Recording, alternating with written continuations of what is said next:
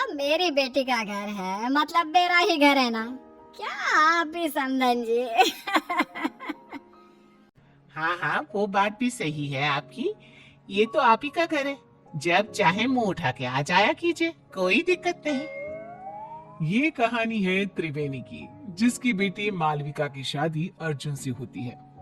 अर्जुन एक बहुत ही बड़ा बिजनेसमैन होता है और अर्जुन और मालविका को कॉलेज से ही एक दूसरे से प्रेम होता है। अपनी बेटी महलों में ब्याही गई है, इस बात का पूरा फायदा उठाती है त्रिवेणी, क्योंकि त्रिवेणी को पहले से ही चोरी करने की आदत होती है। और अब वो अपनी बेटी मालविका के ससुराल में बार बार जाकर चोरियां करना शुरू कर देती है। तो चलिए देखते हैं कि कैसी है इस बिगड़ी हुई माँ की कहानी। मम्मी, सासू माँ, ये लीजिए नाश्ता। माँ, ये बिस्किट्स आप मत खाइए। ये शुगर फ्री बिस्किट्स सासू माँ के लिए हैं। इन्होंने खास विदेश से मंगवाए हैं। अरे रहने तो मालविका बहू, पूनम रायचंद का दिल बहुत बड़ा है। मैं गरीबों को इतना दान करती हूँ, तो क्या अपने समधन को एक बिस्किट नहीं दे सकती? जस्ट किडिंग समधन जी। और हाँ मालविका बहू, आइंदा से तुम ये नौकरों वाले काम बिल्कुल मत करना। इन सब के हाथों में क्या मेहंदी रची है?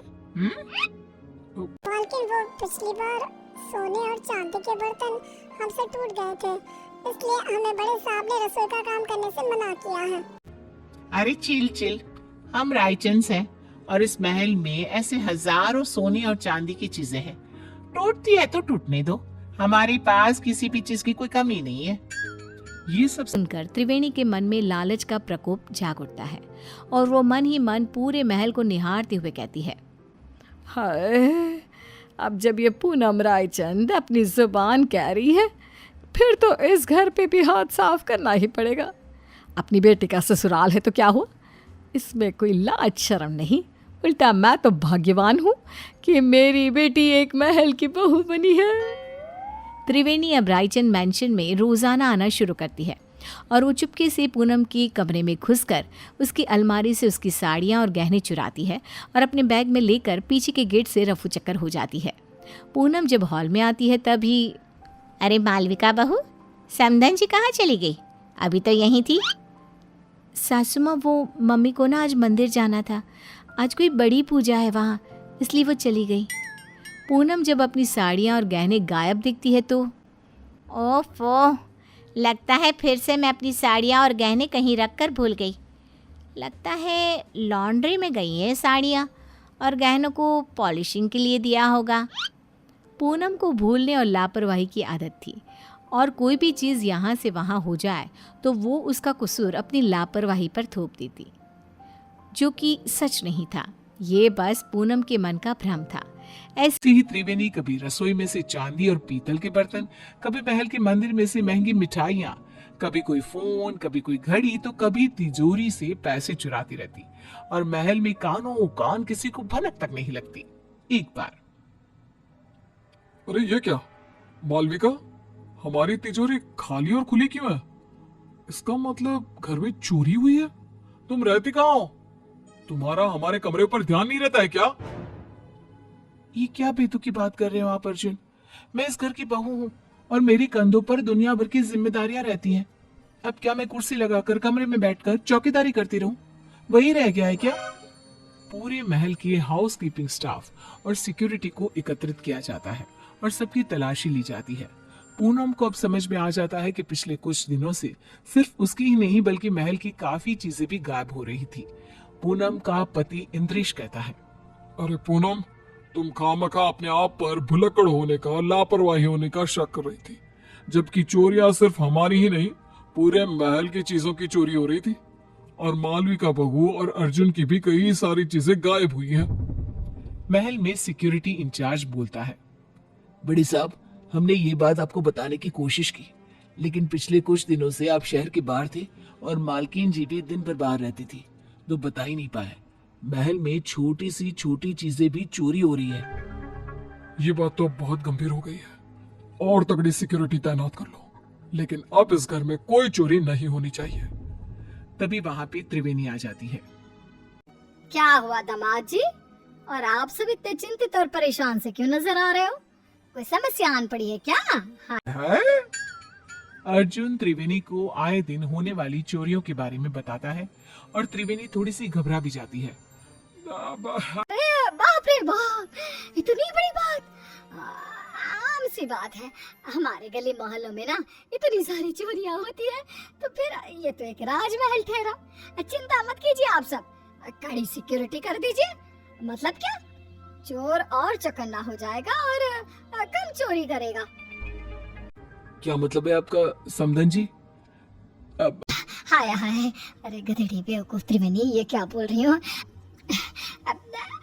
बैल मुझे मार जैसी समस्या खड़ी मत करो त्रिवेणी। समधन जी, किस सोच में डूब गई आप? कुछ भी तो नहीं समधन जी, समझे जी, मैं तो बस ये कह रही हूँ कि आप अपना सारा सामान सहज के छुपा के रखिए, इसमें भलाई होगी आपकी। पूनम को त्रिवेणी के इस व्यवहार पर थोड़ा सा शक आ जाता है। त्रिवेणी अब से रायचंद मैंशन में आना जाना कम कर देती है अपने घर में। बस आप अपना अगले कुछ दिनों तक का स्टॉक तो मैं भर लाई हूँ। अब वहाँ रायचंद मैंशन में मामला काफी गर्म है। जब तक वो ठंडा नहीं हो जाता, मैं वहाँ तीज त्योहारों में ही आया जाया करूंगी, क्योंकि अगर मैं वहाँ गई तो चाहे मैं एक चम्मच ही क्यों ना लूं, उसे भी चोरी करने से अपने आप को रोक नहीं पाऊंगी। क्या करूं, आदत से मजबूर जो हूँ। और बेवकूफ रायचंद, उन्हें तो पता भी नहीं कि आस्तीन का सांप रोज उनके घर में आकर चोरी करके जाता है। बेचारे जितने माला माल हुए उतने ही कंगाल भी हो गए। महल में एक नौकर पूनम के पास जाकर उससे कहता है, मालकिन, मुझे ना आपको एक बात बतानी है। वो दरअसल छोटी मालकिन की मम्मी यानी कि त्रिवेणी जी को मैंने अपनी आंखों से चोरी करते हुए देखा था। क्या तुम घन चक्कर हो क्या? तुम्हें ये बात मुझे पहले बतानी चाहिए थी ना। मुझे वैसे भी उस सो कॉल्ड समधन जी त्रिवेणी पर शक तो आ ही रहा था, लेकिन कंफर्म नहीं कर पा रही थी मैं आपको ये बात पहले इसलिए नहीं बता रहा था क्योंकि मेरे पास कोई सबूत नहीं था और आप मेरी बात पर विश्वास भी नहीं करते। और तो और त्रिवेणी जी इतनी चालाक है कि उन्होंने महल की उन्हीं जगहों पर चोरी की है जहाँ सीसीटीवी कैमरा नहीं है। अब देखना मैं क्या चक्रव्यूह रचाती हूँ।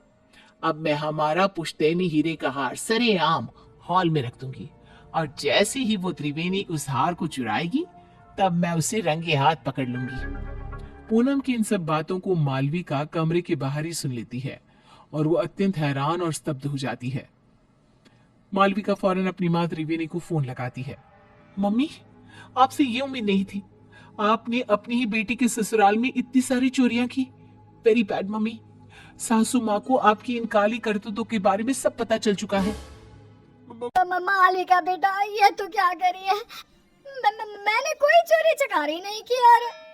मुझे आपसे कोई बात नहीं करनी, बाय। मालविका इतना कहकर फोन कॉल कट कर देती है। त्रिवेणी अब पूरी तरह डर चुकी थी। वहीं रायचंद मैंशन में पूनम हॉल में खुले आम पुश्तैनी हीरे का हार रख देती है और त्रिवेणी को न्योता देने के लिए फोन लगाती है। त्रिवेणी पूनम का कॉल देखकर कांपने लगती है। पूनम रायचंद का कॉल, मेरी तो आज शामद है। अरे, आज सूर्योदय किसी और दिशा से हुआ है क्या? त्रिवेणी मेरा फोन नहीं उठा रही। खैर, वो वैसी भी आज आने ही वाली थी 2 बजे तक। अपने आप आएगी और सारी चोरी सीसीटीवी में रिकॉर्ड हो जाएगी। पूनम अपने कमरे में आराम करने चली जाती है और सभी नौकर भी भोजन करने जाते हैं।